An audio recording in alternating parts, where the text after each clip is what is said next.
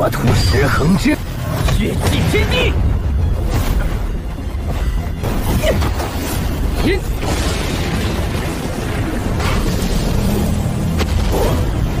降临！不必封禁内外，不让我入。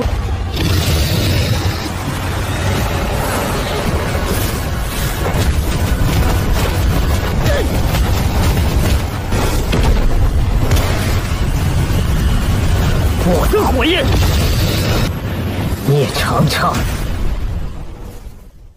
1 episode 103 yang dimana nantinya kita bakal melihat pertarungan Shihao melawan dua orang kuat dari alam atas yang mencoba menangkap Qin Feng dan ingin menguasai istana kekaisaran guys. Tentu target utama mereka adalah Shihao. Hayo, mari kita review sedikit dulu buat part sebelumnya dimana semuanya kita sudah melihat gimana Shihao, Mao Qiu dan Xiao Hong yang melawan sang dewa iblis dara bersama dewa emas. Sang iblis dara benar-benar kuat sampai-sampai Shihao cukup kesulitan. Dia juga harus dibantu oleh Mao Qiu dan Xiao Hong, tapi pada akhirnya dirinya memenangkan pertarungan itu. Sekembalinya ke kerajaan, Shihao mengangkat Qin Feng sebagai penerus tahta yang baru guys. Tentu menggantikan dirinya karena Shihao ingin menyelesaikan urusannya dengan alam atas. Jadi dia pergi ke Gunung Sansei untuk berkultivasi dan kita pun masuk ke intro ya guys ya. Setelah itu Shihao pergi berlatih di atas gunung. Dia mengkombinasikan ketiga tulang sejati yang di dalamnya itu terkandung banyak sekali jiwa binatang suci.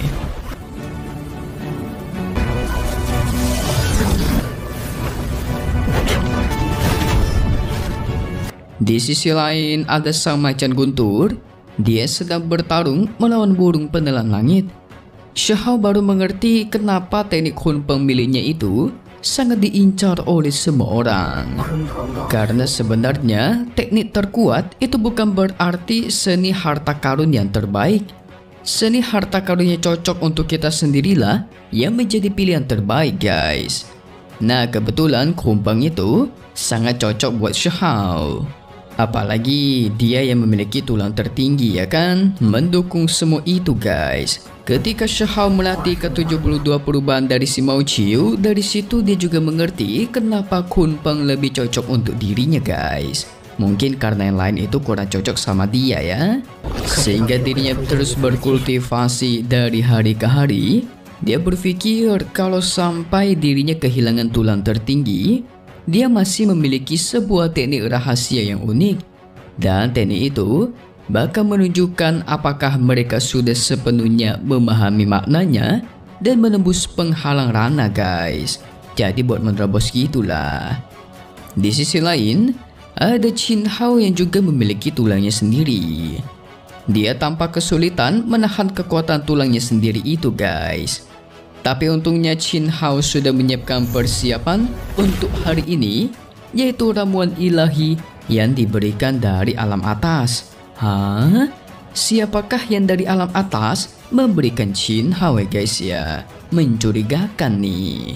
Di sisi lain, tepatnya di sebuah altar, ada seseorang yang sedang melaksanakan sebuah ritual darah. Tampak dari ritual itu juga mengambil semua jiwa monster yang ada di sana guys. Bahkan monster ular raksasa sekalipun, itu benar-benar jiwa mereka diserap habis. Ternyata dia itu adalah gurunya Shiheng guys, si Marquis yang berkhianat yang dibantai oleh Shihao kemarin. Dirinya begitu murka sampai merubah bulan menjadi merah. Inilah yang disebut sebagai pengorbanan darah. Proses penembakan dari atas bulan pun menciptakan sebuah bundaran.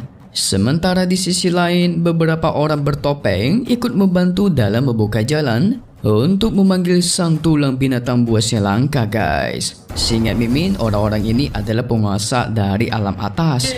Katanya binatang buas langka ini merupakan harta di dunia bawah milik salah satu penguasa alam atas. Pasti monster ini mau dibangkitkan untuk membantai Shihao guys. Merasa monster ini masih kurang kuat, salah satu penguasa pun memperkuat monster itu. Benar-benar jadi hidup langsung ya guys ya. Tiba-tiba muncullah tungku void dari atas. Proses pembukaan dimulai. Mereka semua harus bekerja sama untuk membukanya.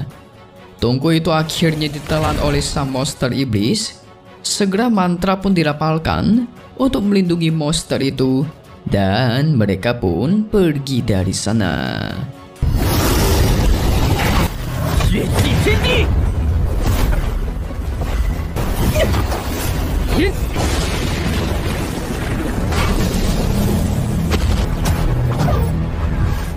Di sisi lain, gurunya Shiheng yang masih melanjutkan proses pengorbanan darah. Tiba-tiba hujan darah pun terjadi. Monster tadi yang dipanggil oleh para penguasa alam atas pun muncul dari langit guys. Tapi sayangnya Shiheng harus dibantai oleh monster itu.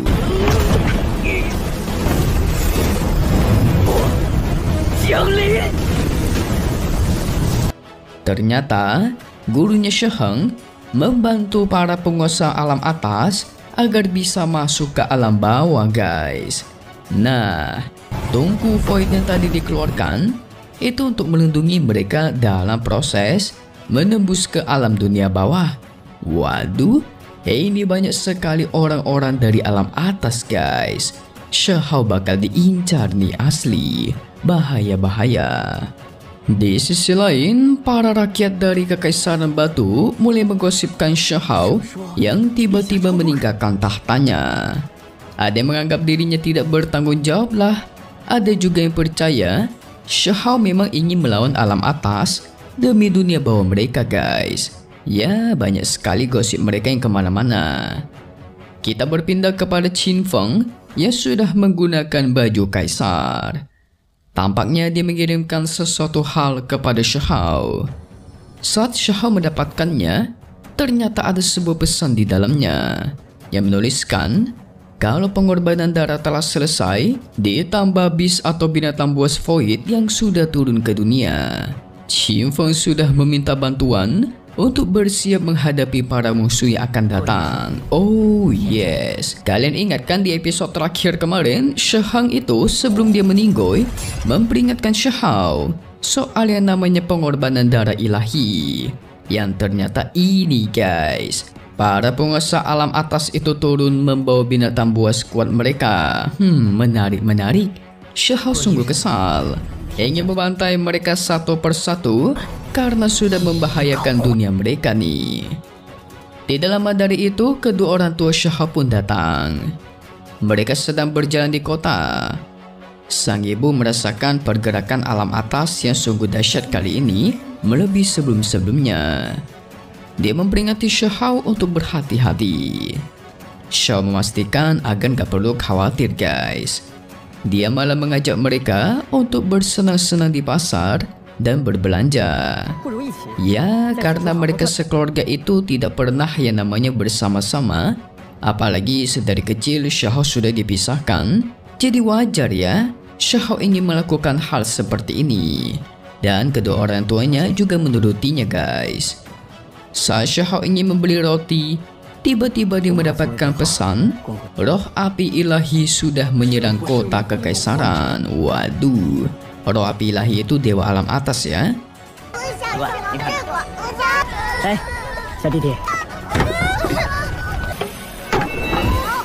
Tidak lupa Shihao memberikan kedua orang tuanya makan kue enak dari pasar.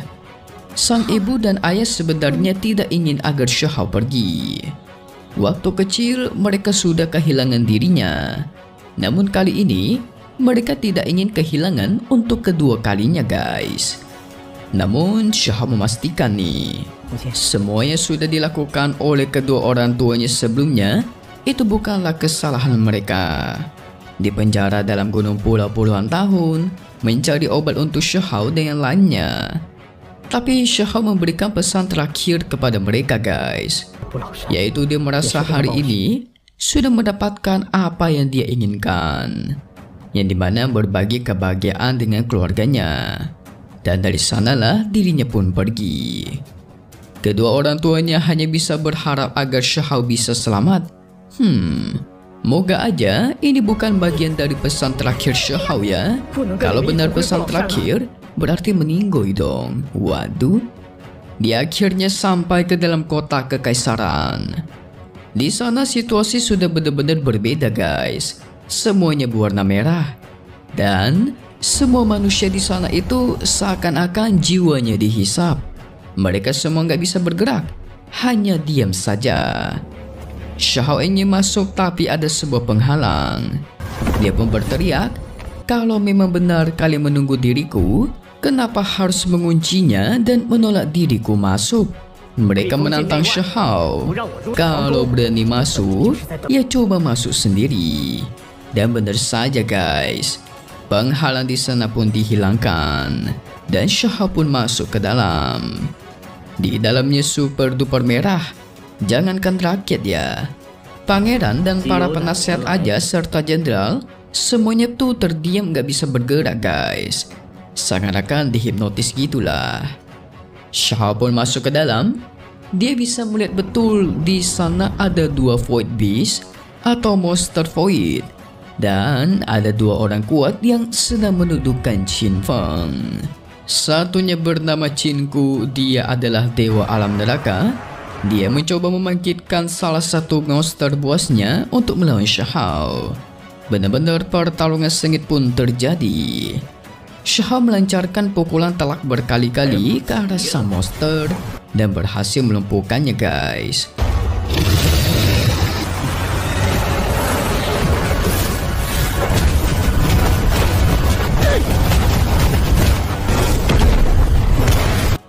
Tapi Qinku sang dewa neraka membangkitkannya lagi dan pertarungan pun harus kembali terjadi. Shahao mencoba menyerangnya kembali secara telak, melumpuhkannya dan membakarnya menjadi abu. Dengan begini, monster itu nggak bakal bisa bangkit lagi guys.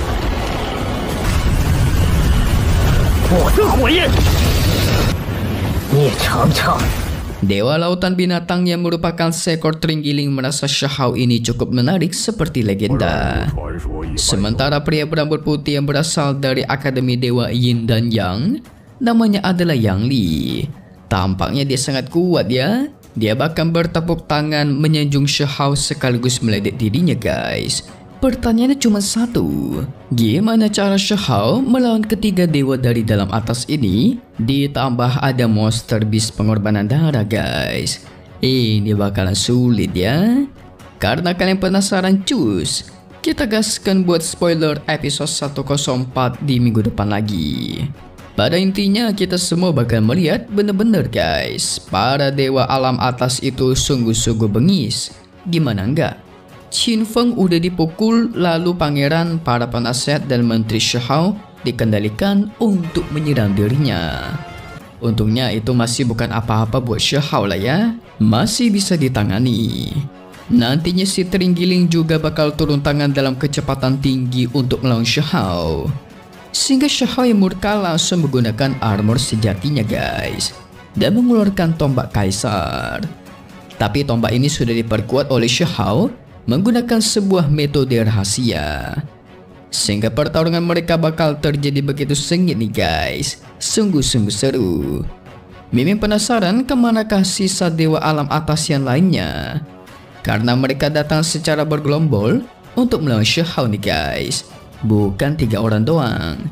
Mungkin mereka lagi santai-santai ngopi, menikmati keduniaan di alam bawah ya guys ya. Penasaran kan dengan kelanjutannya? Yes, Mimi juga nih gak sabar nih. Selesai dulu untuk part 101 UMSJ. Seperti biasa, update lagi nanti untuk part 102